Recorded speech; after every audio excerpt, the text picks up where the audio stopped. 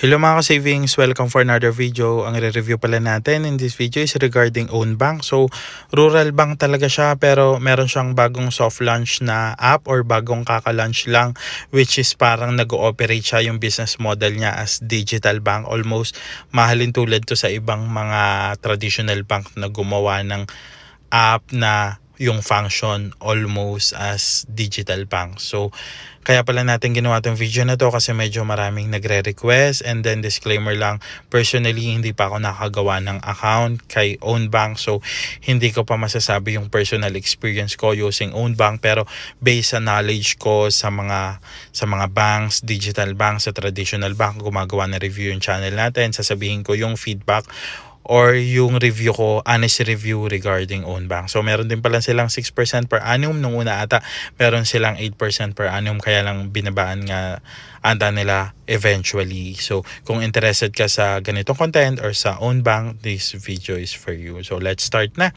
So focus muna tayo sa website nila. So naka-base sa website nila, why do people choose Own Bank? So coverage, deposit are insured by PDIC up to 500,000 per deposit. So ano to?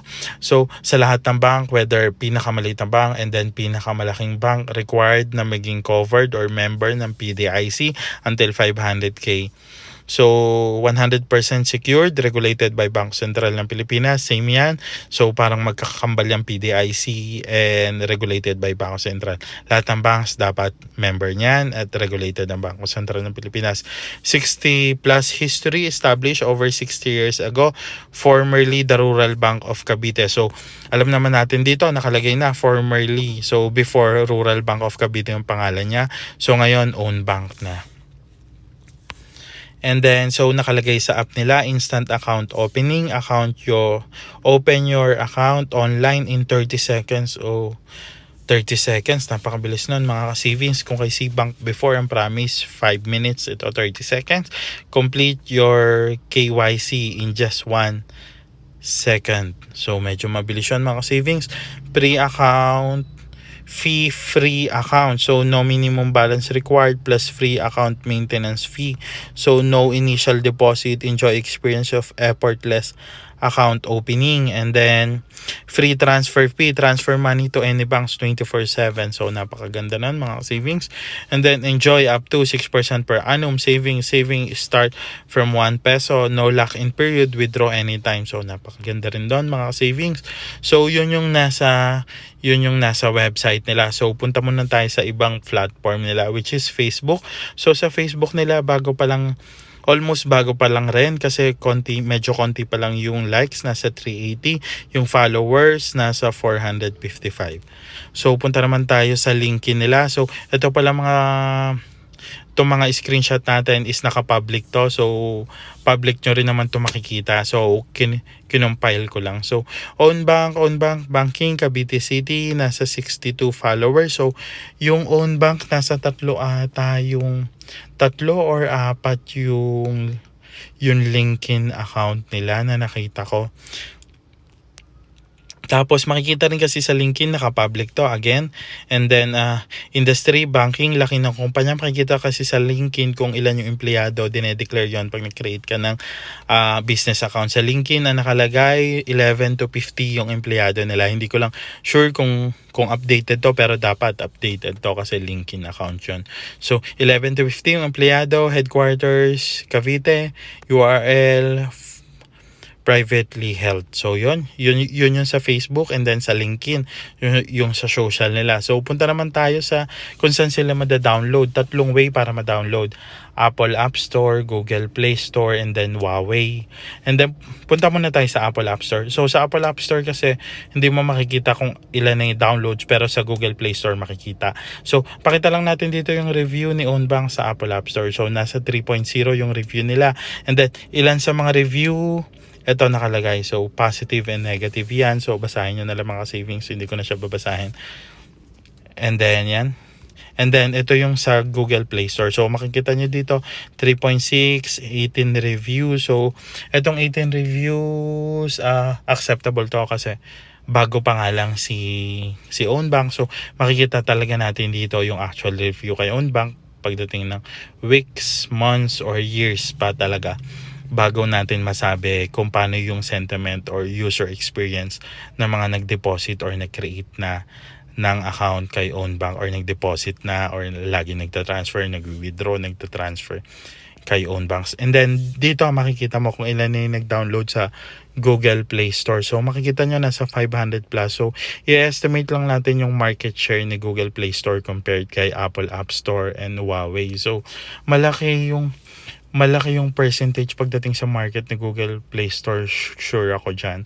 Kasi marami gumagamit ng Google Play Store at maraming cellphone na gumagamit ng Google Play Store. Pero dito, i-estimate na lang natin na pantay-pantay sila. So, 500 kay Google, 500 kay Apple, 500 kay Huawei. So, nasa 1.5 pa lang so far yung nagda-download ng app na Ownbank as of this date na ginawa natin itong video na to. Pakicheck na lang po kung sakaling mapapanood sa future, sa description, kung kailan in-upload nitong video. Ngayon, kung kakapanood nyo pa lang, today natin in-upload, yun yung kumbaga yun yung nag-download ng app, nasa 1.5. And then yung mga review dito, so ang napansin ko lang review talaga dito, yung iba daw pag nag-transfer, may nare-receive sila ng mga phishing message. So tingin nila baka na-leak or nakuha yung personal info nila kasi naka-receive sila, pero hindi natin sure, pero medyo maraming nagko-comment or maraming nagre-review na ganun. So pero hindi natin alam kung true ba siya o hindi, pero yun yung feedback nung iba. So may mga iba kasing magaganda experience pero hindi naman nagfe-feedback, hindi nagre-review, pero may iba naman talaga na mahilig talaga mag-review sa mga app, sa mga Facebook, yan, sa mga YouTube. So pero ito yung mga sentiment ng mga nag-deposit na or nag-create na ng account kay Ownbank. And then lahat pala to is in public kasi sa mga public siya. And then ito sa mismong apps, punta tayo sa other question or sa ask question na part ng website. So kung makikita nyo dito sa website nila, sa upper part, home, news, and help center, sa website nila wala pa yung about us, wala pa yung about the company, wala pa yung about management.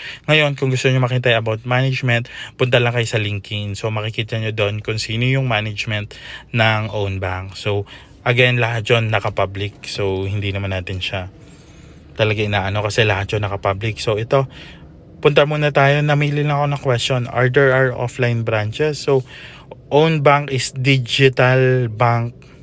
Ownbank is a digital bank only bank with no physical branches. So yun, so almost same siya ng Cbank. So kay Cbank meron siya mga branches sa Laguna, pero kapag nag-create ka ng account online, hindi ka pwedeng mag-complain or hindi ka pwedeng magpunta or pumunta sa branch para mag-log ng complaint. So kapag dito, pag nag-create ka online, so online ka lang rin yung, kumbaga online din yung communication, hindi ka pwede pumunta sa branch nila sa Cavite. Ngayon, kapag nag-search naman kayo ng branch, photo ng branch nila sa Facebook, sa Google, wala kang makikita. Pero pag pumunta kayo sa Google Map, so meron doon picture mismo. So pag clinic nyo kapag search nyo sa Google Map Ownbank, punta lang kayo doon sa live view. Pag clinic nyo yung live view, makikita nyo agad yung branch ng Ownbank. So hindi ko na siya ipapakita in this video, pero yun na lang yung workaround na pwede nyong gawin mga ka-savings. And then, will a debit card be provided? So currently not. So grammatically correct ba siya? I'm not sure. But yun ang sagot niya, currently not. And then, is there a fee for transfer? So nakalagay doon kanina, free transfer, pero nakalagay dito sa question detail nila, transfer fee to any Ownbank account is free. 10 pesos is charged per interbank transfer. However, you can enjoy lower fees by joining our membership. So paano kaya yung membership? Parang ano ba to? Parang subscription. Alam naman natin, meron nang sa ibang bansa ng subscription pagdating sa bank. Sana wag naman yun ma-adopt ng ibang mga bank sa buong mundo. So try it out on the app now. So sa mga nakapag-deposit na, nakapag-create na ng account sa Ownbank, pwede nyong i-comment kung paano ba yung membership, yung joining our membership for lower fees. So yun yung mga present natin na slide regarding own bank. Ako personal comment ko, which is almost lahat ng digital bank meron din tayong deposit na almost 6 digits. So ang masasabi ko kay own bank is bago pa lang, so medyo limited pa yung information natin, which is kaka soft launch lang siya. So ako personally, magde-deposit ba ako? Siguro mag-wait muna ako, but personal opinion ko to. So kung tingin nyo is okay si on bank, go. Pero yun nga, covered naman siya ng PDIC and then regulated by Bangko Sentral ng Pilipinas. Ako, wait muna ako sa information kasi limited talaga information na mahanap ko kahit sa anong platform. So wala rin, yun nga, yung website nila walang about us regarding company. So nakalagay lang formerly the Rural Bank of Cavite. So kung ako ang tatanungin, so mag-aantay-antay muna ako. Pero of course, depende pa rin sa depositor. So yun, hindi mo na ako magke-create ng account until makakita ko ng progress regarding own bank or reviews regarding own bank, regarding, syempre, ako, alam naman natin, pro user itong channel natin. So dapat meron mo nang patunayan si own bank as a bank para maanyaya niya yung ibang mga depositor or client na magtiwala na ilagay yung hard-earned money nila. But still, napakagandang suportahan ng mga rural banks natin dito sa Pilipinas kasi alam naman natin kapag sa other side of the coin, pinapayaman lang natin ang pinapayaman yung mga traditional bank natin kapag sila lang lagi sinusuportahan natin. Give chance sa mga rural bank, but still hard-earned money is hard-earned money. So dapat keep safe, or lahat ng way para maalagaan natin yung hard-earned money natin, gagawin natin.